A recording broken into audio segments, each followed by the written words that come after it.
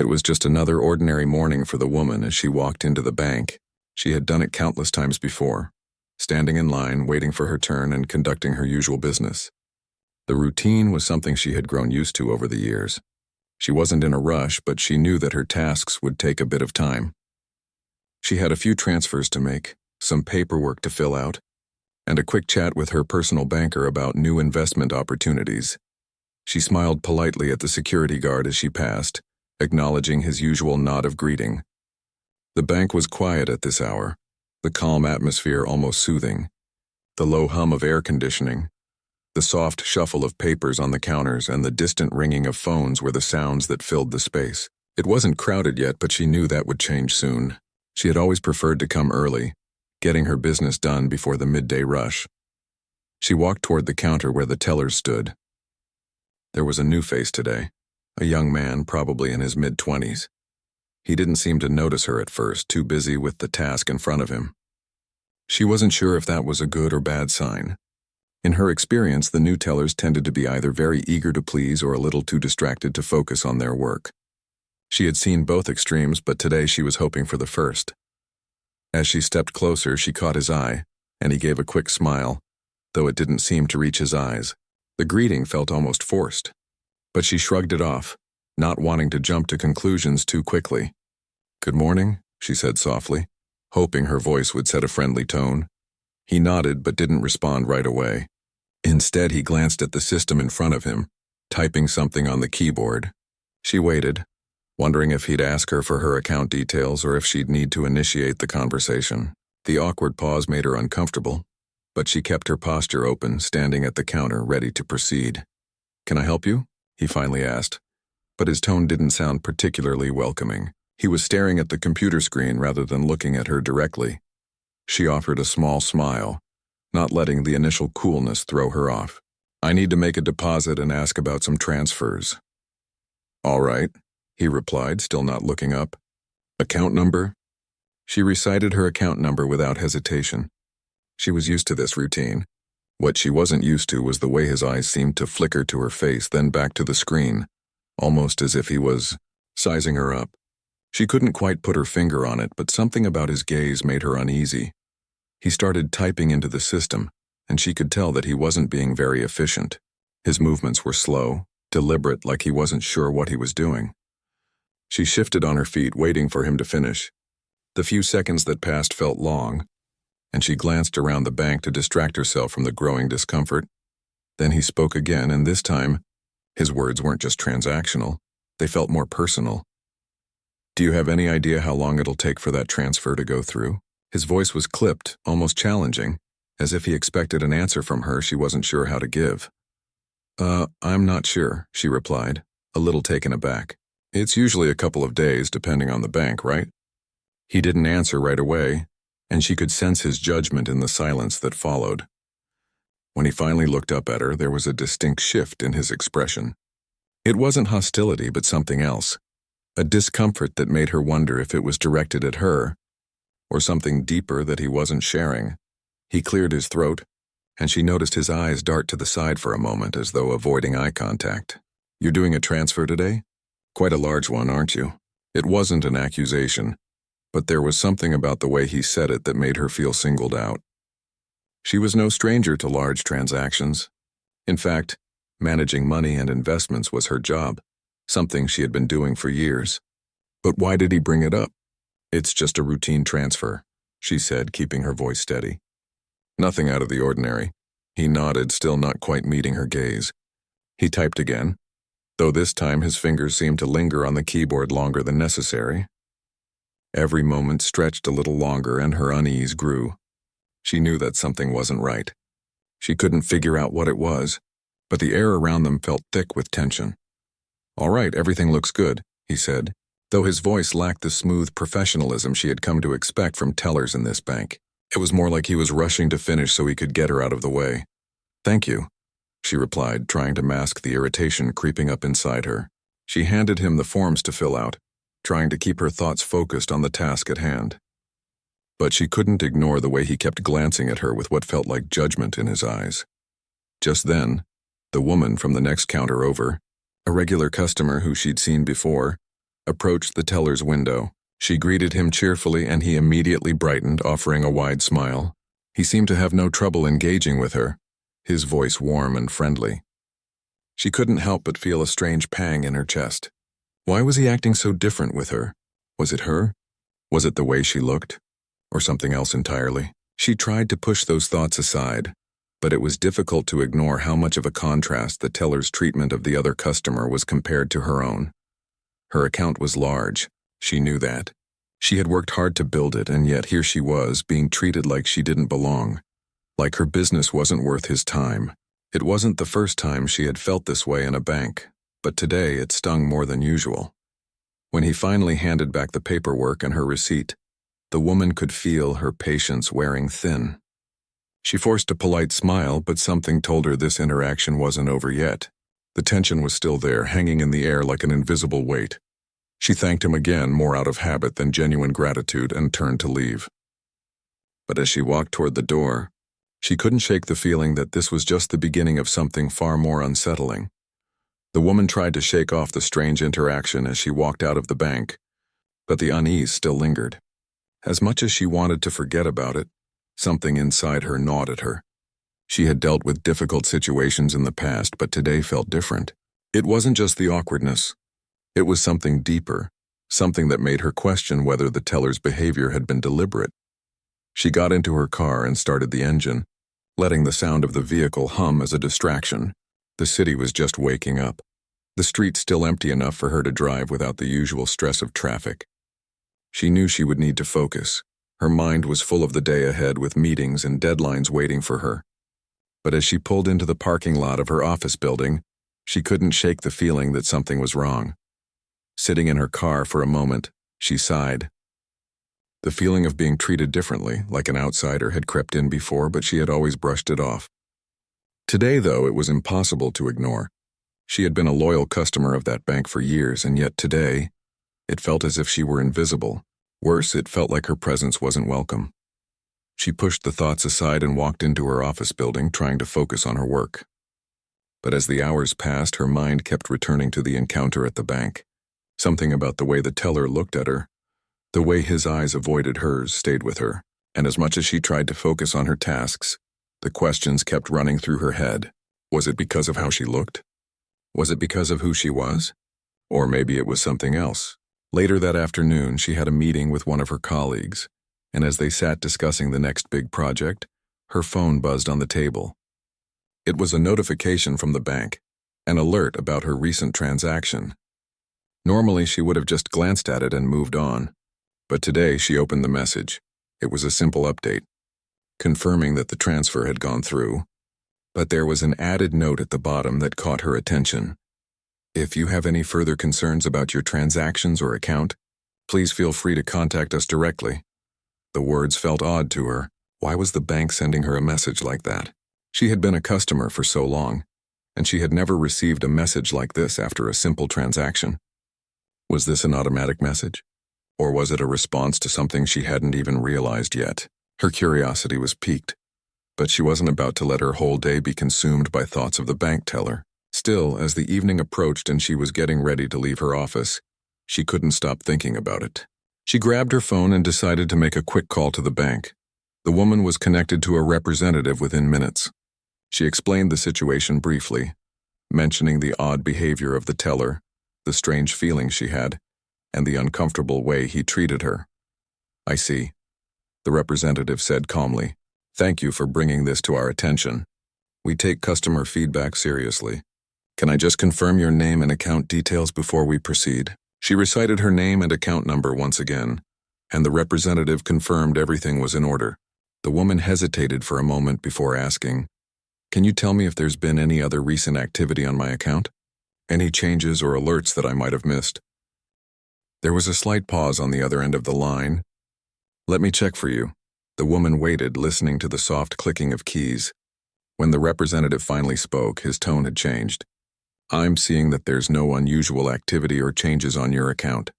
Your last transaction was processed as expected. However, I do see a note about an internal message sent earlier today." "Internal message?" The woman frowned. "What's that about?"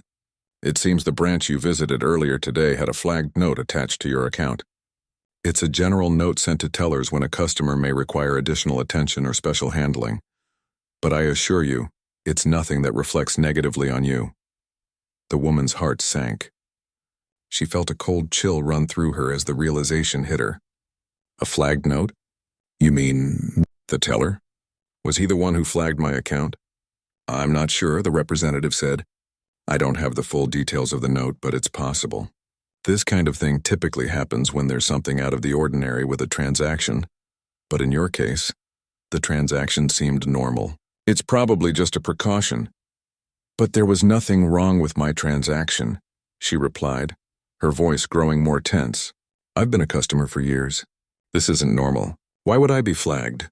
I'm sorry for the confusion, the representative said, his tone apologetic. I'll make a note of this, and if you'd like, I can escalate this issue to a branch manager. She didn't hesitate.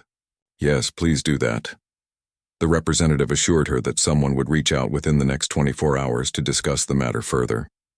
She thanked him and ended the call, though the unease in her stomach only grew stronger. Something was off. Why was her account flagged?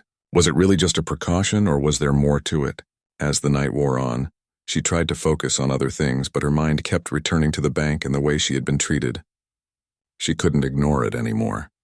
She had been an important client for years, always respectful, always punctual with her payments, always bringing in solid business. So why was she suddenly being treated like an outsider? The next day, she arrived at the bank early, determined to get answers. As she walked through the glass doors, she noticed the same security guard from the day before. He nodded in greeting, but she barely acknowledged him, her mind focused on what lay ahead. She headed straight for the teller counter, scanning the rows of employees. Her gaze quickly landed on the young man from yesterday. He was standing behind the counter, his posture stiff and slightly anxious, as though he was anticipating something. She approached with purpose, her steps deliberate. She could feel the tension in the air, but she wasn't about to let it intimidate her. "Excuse me," she said, her voice calm but firm. "I need to speak with the branch manager." The teller looked up at her, his eyes widening slightly at the request. He glanced nervously toward the back office, then back at her. "Sure," he stammered, his voice noticeably shaky. I'll get him for you." The woman didn't respond. She simply waited, standing tall, her mind racing with questions. She didn't know what would happen next, but she knew one thing for sure. She wasn't going to walk away until she had some answers. The woman waited in silence, standing at the counter with her arms crossed. The bank's atmosphere, usually calm and orderly, now felt suffocating. She couldn't help but wonder if she was making too much of this. Maybe she was overreacting. After all, it could be just a misunderstanding, right? But deep down, she knew it wasn't just that. The unease, the strange behavior, it wasn't normal. Her thoughts were interrupted by the sound of footsteps approaching. A man in his early 40s walked briskly toward her. He wore a dark suit, the sharp lines of his blazer making him look both authoritative and professional. He had an air of confidence which made the woman feel just a little more at ease. "Good morning," he said with a warm smile. "You must be the customer I've been informed about. I'm the branch manager. How can I assist you today?" The woman nodded but didn't return the smile. She wasn't here for small talk. "I was here yesterday. I had an issue with one of your tellers, and I need to understand what happened." The manager's smile faltered just slightly, and he nodded, signaling for her to follow him. "Let's go to my office. It's more private there." She followed him down the narrow hallway to a small office at the back of the branch.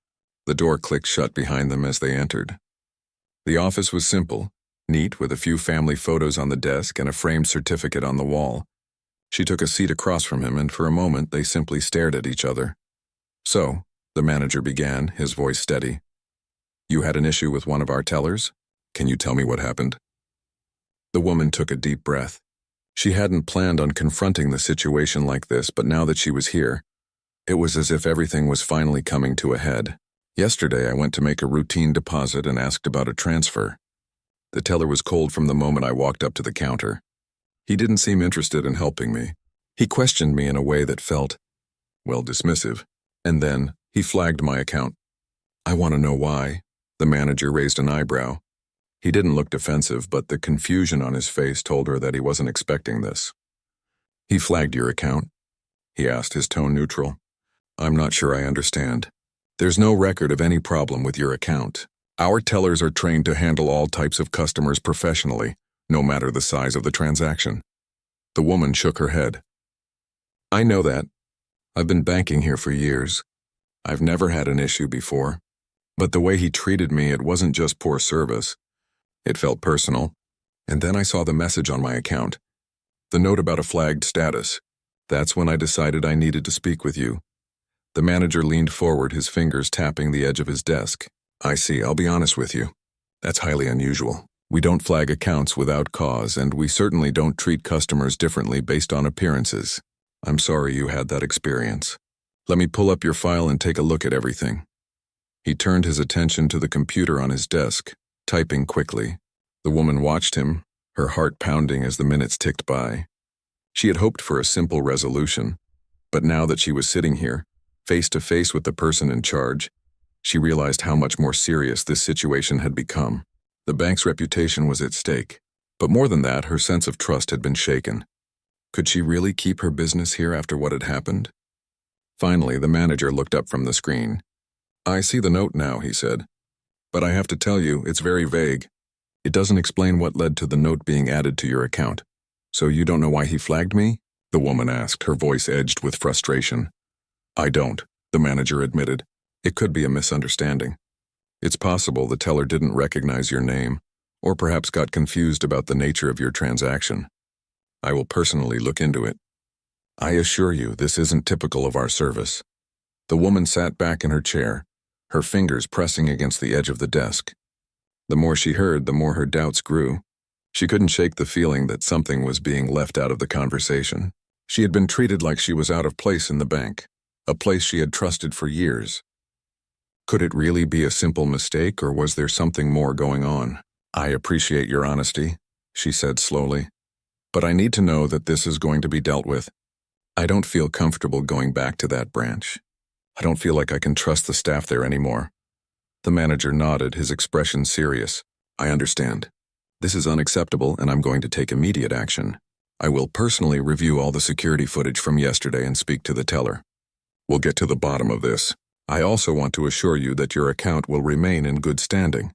No further flags or issues will be added. The woman gave a tight nod, her eyes narrowing slightly. And what happens to him? She asked, her voice low. Rest assured. The manager replied. Appropriate action will be taken. We won't tolerate any behavior that makes our customers feel unwelcome or discriminated against. She held his gaze for a moment, reading his face. She had to admit, the manager did seem sincere, but she wasn't convinced that everything would be handled fairly. The system was large, and things often got swept under the rug. How could she be sure that the teller's actions would be properly addressed? I want to speak to him, she said, her tone firm. I don't care what happens next. But I need him to understand why what he did was wrong. The manager hesitated, but then nodded. I can arrange that. I'll have him meet with you before the end of the day. She gave a small nod of approval, though it did little to ease the knot in her stomach. She couldn't help but feel that there was more to this than just poor service. There had to be something deeper at play, something that made a professional bank teller treat a customer, someone who had given this bank years of loyal service, with such disregard. As she left the manager's office, she felt the weight of the situation pressing down on her. She had come in hoping for answers, but now she was filled with more questions than ever. The bank had promised to take action, but how much of a difference would it really make? Could one conversation truly erase the discomfort she had felt? The clock on the wall ticked louder than usual as she walked back to the counter, where she could see the young teller standing behind the desk, clearly uneasy. When he saw her approach, his face drained of color and he shifted uncomfortably. The woman didn't say anything right away. She didn't need to. His nervousness spoke volumes. The manager arrived just as she reached the counter, and he motioned for the teller to step out from behind the desk. Please come with me, the manager said, his voice calm but firm. The woman watched as the teller followed the manager toward a small conference room in the back. She couldn't hear what they were saying, but she could see the awkward body language, the way the teller kept his head down. A small part of her wanted to be there, to hear his explanation for himself. But for now she had to wait. As she stood there, her mind raced. This wasn't just about a single rude encounter. It was about something much bigger, the treatment of people who didn't fit certain expectations. the subtle biases that sometimes slipped through even the most professional of facades. And as the conversation in the conference room continued, she couldn't help but wonder if the teller even knew the real reason he had been rude to her. Had he acted out of ignorance? Or was there something darker that he wasn't willing to admit? The woman sat in the small waiting area near the counter, her hands folded tightly in her lap. She could hear the faint murmur of voices from the conference room where the manager and the teller were talking, but she couldn't make out the words. The sounds only seemed to make the silence around her feel heavier. Her mind raced as she thought about everything that had happened over the past 24 hours. She hadn't expected the situation to escalate this much, but now, she couldn't just walk away without answers. The minutes dragged by, each one feeling longer than the last. The longer she waited, the more questions surfaced. What was this young teller's problem with her? Was it something personal, or was he simply too inexperienced to handle a customer like her? Maybe it was a simple misunderstanding. But even if that was the case, it didn't excuse his behavior. She shook her head, trying to clear her thoughts. It didn't matter why it happened anymore. What mattered now was what would be done about it. A few minutes later, the manager appeared at the door of the conference room, his expression more serious than it had been before. He stepped toward her, gesturing for her to follow him. "We're ready," he said. His tone was calm, but there was a certain weight to it now, as if he was carrying a heavy burden. The woman stood up immediately, feeling a sense of anticipation rise within her. She wasn't sure what had happened in the conference room, but she was about to find out. Her pulse quickened as she followed the manager down the hallway, her footsteps echoing in the otherwise quiet branch. When they reached the small room, the manager opened the door and the woman stepped inside. The young teller was sitting across from the manager, his eyes downcast. He looked nervous, almost like he was being scolded by a parent. The woman took a seat opposite him, her gaze steady but unflinching. She wasn't here to make him comfortable. She was here to get answers. The manager closed the door behind them and took a seat as well. "I've spoken with the teller," he began. "We've discussed the events from yesterday, and I think it's important we all address what happened." The teller shifted uncomfortably in his seat, still avoiding the woman's eyes. She could feel the tension in the air, and for a moment it was hard to know what to say. She had so many things she wanted to ask, but the most important question still hung in the air. Why did he treat her that way? The manager turned to the teller. "Can you explain to the customer why you flagged her account, and why your behavior was so different compared to your usual interactions with clients?" The teller looked up, finally meeting her gaze. His face was pale and his voice trembled slightly as he began to speak. I didn't mean to make her feel uncomfortable," he said, his words coming out in a rushed, almost apologetic tone. "It was just, I don't know. I was having a rough day, and when I saw her come in, Stop," the woman interrupted, her voice firm but calm. She had heard enough of his excuses. "You don't get to blame it on a bad day. You were rude. You were dismissive, and you questioned me like I was a criminal. I've been a customer here for years. I deserve better than that." The teller's face flushed with embarrassment. He opened his mouth as if to say something, but then closed it, his eyes flickering to the manager for guidance. The manager remained silent for a moment, letting the tension build before speaking again. "The reason I'm here is to make sure you understand that behavior like that is not acceptable, regardless of the situation. But I also want to give you the chance to explain. Tell her why you acted the way you did." The teller shifted in his seat again, and for the first time he seemed to realize the weight of what he had done. "I'm sorry," he mumbled, his voice barely audible. "I don't know why I acted like that. It wasn't right. I don't know what came over me." The woman studied him closely. She could tell he was genuinely sorry, but that didn't erase the hurt she had felt in the moment.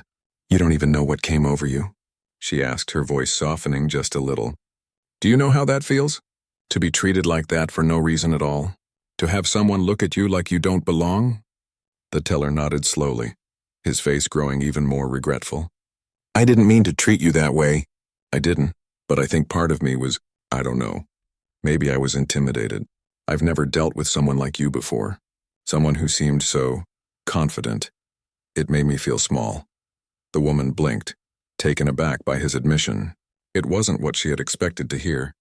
She had assumed it was something more personal, something about her race, her appearance, or her status. But hearing him admit that he felt intimidated by her made her pause. "So, You treated me like that because you were intimidated? She asked, her tone softer now, though still tinged with disbelief. The teller nodded, his hands clasped tightly in his lap.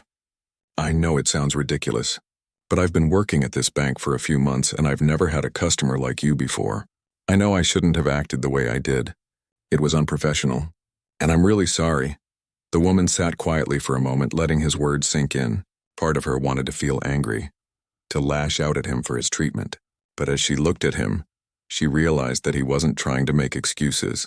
He was genuinely regretful, and for the first time since the encounter, she saw him as more than just the teller who had been rude to her.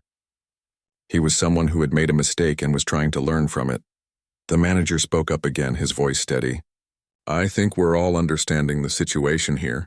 It's clear that you acted inappropriately, but it's also clear that this was an opportunity for you to grow as an employee and as a person. We'll be implementing further training for you on how to handle all customers, especially those who might seem intimidating. The woman nodded, still processing everything that had been said. I can appreciate the apology, she said, her voice calm but firm. But I need to know this won't happen again. Not to me and not to anyone else. I promise, the teller said quickly, looking her straight in the eye. It won't happen again. I'll do better. The manager smiled faintly, his tone more supportive now. I'll be keeping an eye on your progress. This is a learning opportunity, not a punishment, but I trust that you will take this seriously. With that, the conversation seemed to wind down. The woman stood up, her mind a little clearer now, though still carrying a weight. I hope you do, she said, her gaze shifting between the two men. I really do. As she turned to leave the room, the manager followed her to the door. Thank you for your patience and for giving us the opportunity to address this properly, he said, his voice more genuine than it had been earlier. We're going to make sure this doesn't happen again. She nodded, a small but meaningful gesture. It wasn't easy to forgive, but she knew it was necessary, for both her and for the teller. She didn't want to leave the bank over one bad experience, but she also needed to feel respected. Today had been a turning point for both of them. It wasn't just about fixing the mistake. It was about learning from it and making sure it didn't happen again. As she walked out of the branch, she felt a strange sense of closure. The encounter had been difficult, but it had brought something valuable to light. She had been treated poorly, but through the conversation, both sides had come to an understanding. And for the first time in a while, she felt a little bit of hope that things might get better. Not just for her, but for others as well. The woman left the bank feeling a mix of emotions. There was still a lingering sense of frustration, but there was also relief. The situation had been uncomfortable and tense, but she had faced it head-on. She had confronted the issue, demanded answers, and gotten a genuine apology. It wasn't easy, but she felt like she had regained some control over what had happened. The encounter with the teller was behind her now, but she knew it wouldn't be the last time she had to deal with uncomfortable situations like this. It was part of life. What mattered now was how she moved forward. As she sat in her car, ready to drive away from the bank, her thoughts turned to the teller. He had been honest in his apology, and for the first time she believed that he was genuinely remorseful. He had admitted to his mistake and had promised that it wouldn't happen again. She hoped he would keep that promise, but only time would tell. People didn't change overnight, especially when they were dealing with something as deep-rooted as unconscious bias. But she believed he could learn. She believed he could be better. She thought about the manager's role in all of this. He had been supportive, handling the situation with professionalism and care. She had her doubts when she first walked into his office, unsure whether her concerns would be taken seriously. But by the end of the conversation, she felt like the situation had been addressed in a way that was fair to everyone involved. The manager had made it clear that this kind of behavior wouldn't be tolerated, and he had followed through with concrete steps to ensure the teller's future behavior was monitored. Still, as she thought back to the way she had been treated, she couldn't help but feel a pang of sadness. She had been a loyal customer for years, and yet in just one moment that loyalty had been questioned. The teller hadn't known her. He hadn't known anything about her, but in his eyes she had been just another face to dismiss. Another person to look down upon. It stung more than she cared to admit. But what stung even more was the realization that these moments happened all too often. Not just to her, but to many others. She had seen it before.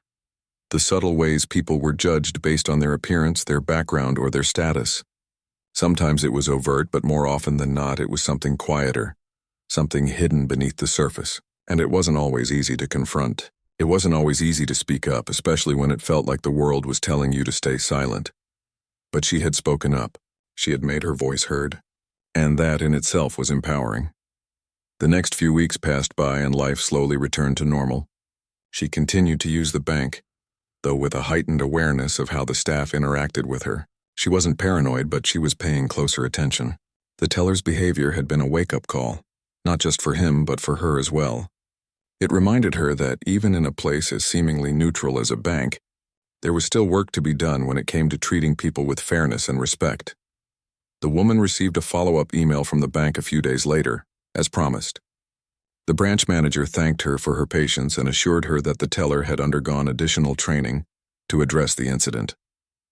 She was also told that the bank had implemented a new policy to ensure that all customers received the same level of professional treatment, no matter their appearance or background. The woman appreciated the gesture, though she knew that policies alone couldn't change attitudes. It would take more than just a few workshops or reminders. It would take a shift in mindset. It would take time. As much as the incident had hurt, it also gave her a new sense of purpose.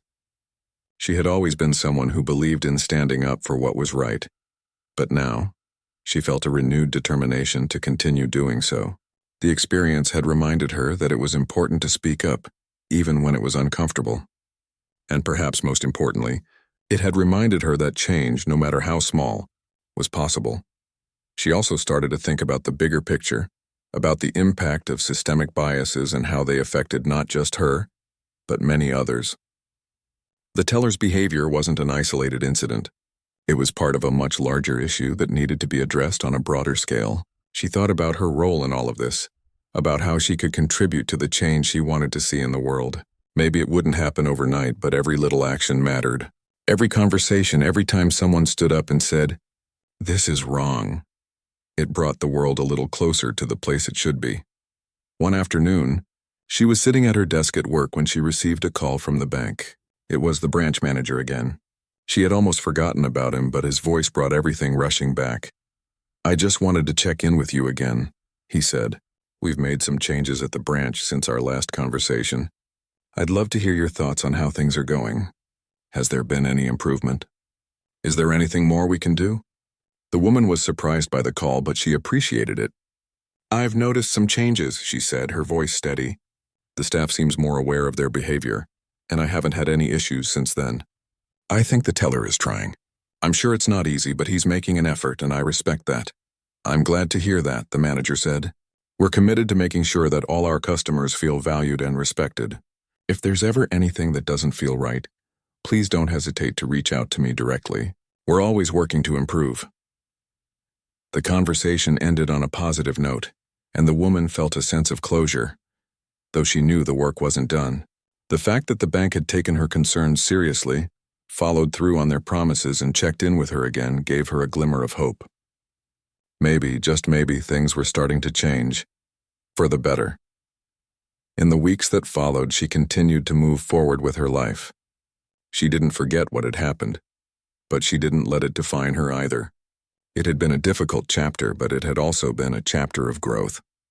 For her and for the people around her, she thought about the future, about how she could continue to advocate for fairness and equality in every part of her life. There would always be challenges, but she had learned that even small actions could make a difference. Every time someone stood up against unfair treatment, every time someone said no to injustice, it created a ripple effect. She had been part of that ripple, and she was proud of it. The woman had learned something valuable from the whole experience, that even in the face of negativity, there was always room for change. And sometimes change started with just one person speaking out, one person deciding that enough was enough. She didn't know what the future held, but she was ready to face it. And whatever came next, she knew she had the strength to keep going. Because in the end, it wasn't just about what had happened at the bank. It was about who she was becoming. The woman's life seemed to return to its usual rhythm after the incident at the bank. She kept to her routines, focusing on her work and personal life.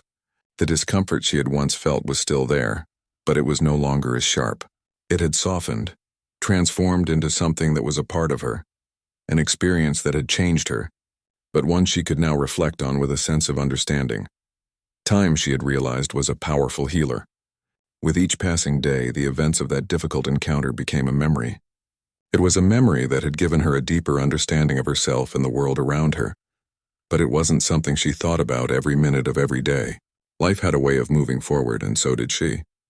The weeks went by, and she began to notice something different in herself. There was a quiet confidence that she hadn't had before. She wasn't afraid to speak up when something didn't feel right, and she had started to trust herself more. The discomfort she had felt in the bank, being treated as if she didn't belong, had opened her eyes to the subtle ways in which people could be excluded, judged, and made to feel invisible. It was something that happened in small, everyday moments, often unnoticed by those who weren't affected, but for her it had been a wake-up call.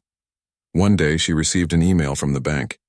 The subject line read, "Important updates to your account and services." She had almost ignored it, thinking it was just another generic message. But something made her click on it. The email was from the branch manager again. He thanked her for her continued trust in the bank and informed her of several changes that had been implemented since the incident. These included new staff training, revised customer service guidelines, and even a feedback system that allowed customers to directly share their experiences. The email was detailed and sincere, and it made the woman feel that her complaint had truly been taken to heart. It wasn't the first time she had been told that change was coming, but this time the message felt different. The bank had actually listened. They hadn't just apologized, they had taken real steps to improve. The woman felt a small but significant sense of validation. Her voice had mattered. It had made a difference, but the email also included something unexpected.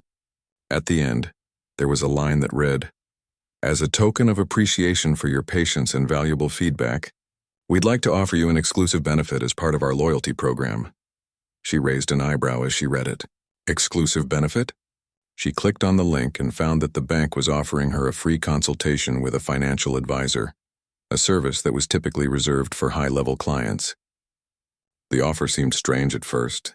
It felt almost like an attempt to smooth things over with a gesture of goodwill, but then again, maybe it wasn't just that. Maybe it was a genuine effort to show that they cared. Either way, she figured it couldn't hurt to take advantage of the offer. She scheduled the consultation for the following week. It wasn't something she had planned on doing, but now she was curious. If they were truly making an effort to improve, this could be an opportunity to see it firsthand. The day of the consultation arrived, and the woman entered the bank with a different sense of purpose. This wasn't just about business. It was about seeing if the changes the bank promised were real, if the promises made in the emails were more than just words. The financial advisor, a middle-aged woman with a kind smile, greeted her warmly. She introduced herself and led the woman to a private office where they could discuss her financial plans in detail. As they sat down, the advisor immediately began asking insightful questions about her goals, investments, and aspirations. It was clear that she was knowledgeable, but more importantly, she was genuinely interested in what the woman had to say. As the conversation continued, the woman began to feel a shift. The advisor wasn't just there to offer services. She was there to listen, to understand her needs. The entire experience felt different from the last time she had visited the bank. There was no condescension, no sense of superiority, just respect. As the session went on, the woman realized that this was what true change looked like. It wasn't just about improving customer service for one person. It was about creating an environment where people felt heard, valued, and respected. The bank wasn't just checking off boxes. They were actually putting in the effort to make things better. It wasn't perfect yet, but it was a start, and that was enough. After the consultation, the woman left the bank with a sense of satisfaction. It wasn't just about the financial advice or the exclusive service. It was about the fact that the bank had listened to her and had made a real effort to improve. She had been part of that change. She had helped shape it, even in a small way, and that felt powerful. A few days later, she received a phone call from the branch manager. He wanted to personally thank her for her patience and feedback. He also wanted to let her know that they had made even more improvements, based on customer input, things like expanding the bank's diversity and inclusion initiatives, and ensuring that all staff members were trained to handle sensitive situations with greater care and professionalism. The woman listened carefully, her mind processing the information. The bank wasn't just talking about change anymore. They were living it. It wasn't perfect, but it was real. And that was what mattered. By now, the woman had come to understand something important. Real change wasn't always about sweeping, dramatic gestures. Sometimes it was about small but meaningful shifts, moments when people took a step back, acknowledged their mistakes, and worked to make things better. It was about doing the work, even when it was difficult. She thanked the manager for the update, feeling a sense of pride that she had been part of the process. When she hung up the phone, she couldn't help but reflect on how much she had learned from this experience. It wasn't just about the incident at the bank. It was about how she had responded to it. It was about how she had chosen to speak up, to be heard, and to make a difference even in the face of discomfort. The woman felt stronger now. She had always been resilient, but this experience had made her realize just how much power one person could have. The things that had once felt small, like a simple complaint or a difficult conversation, now seemed like opportunities for change. Every time someone stood up for what was right, it made a difference. Every time someone spoke out against injustice, it created a ripple that spread out into the world. It wasn't easy, but it was worth it. Over the next few months, the woman continued her life, but she did so with a renewed sense of purpose. She started to get involved in her community more, volunteering with local organizations that focused on social justice and equality. She wanted to keep doing the work, even outside of her own experience. She knew that there was so much more to be done, and she was ready to be part of it. At the same time, she kept an eye on the bank, watching for signs of further change. Every time she walked into the branch, she paid attention to the way the staff treated her, the way they treated other customers. And every time she saw a little more improvement. The atmosphere was warmer, the staff more attentive, and the sense of professionalism had grown. She couldn't help but smile. It was small progress, but progress nonetheless. As she sat back one evening, reflecting on everything that had happened, she realized that her experience had been more than just about a bank. It had been about discovering her own strength, her own ability to stand up for what was right. It had been about realizing that even in the face of discomfort, change was possible. And in the end, that was the most important lesson of all. As the months passed, the woman found herself settling into a new chapter of her life. The events at the bank, which had once consumed so much of her mind, now seemed like a distant memory. Yet she knew the lessons she had learned would stay with her forever. What began as a difficult encounter had transformed into something much deeper, an understanding of her own strength, her ability to face challenges, and the importance of standing up for what was right, even when it was uncomfortable. She had spent the last several weeks focusing on the positive changes she was seeing, not only in the bank, but in herself. After the conversation with the branch manager and the follow-up actions that the bank had taken, she felt a sense of closure. The incident had sparked something inside her, a desire to become more involved in the world around her, to make sure her voice was heard, and to push for the kind of change that made society better for everyone. She had begun volunteering at local organizations that focused on social justice, equal rights, and inclusion. The more she got involved, the more she realized how much work there still was to be done. Even the smallest act of kindness or advocacy could have a ripple effect, and she was eager to do her part. She had always been passionate about fairness, but now, with the clarity gained from her own experience, she understood what it meant to truly advocate for others. At work, she had begun to notice changes as well. Her colleagues, who had always been supportive, had started to engage in deeper conversations about the issues she cared about. The conversations she once had on her own were now shared with others. She found herself speaking up in meetings, offering her perspective on issues that mattered not just to her but to her coworkers as well. Her voice, once quiet and hesitant, was now confident and firm. But life wasn't just about making a difference in her work and community.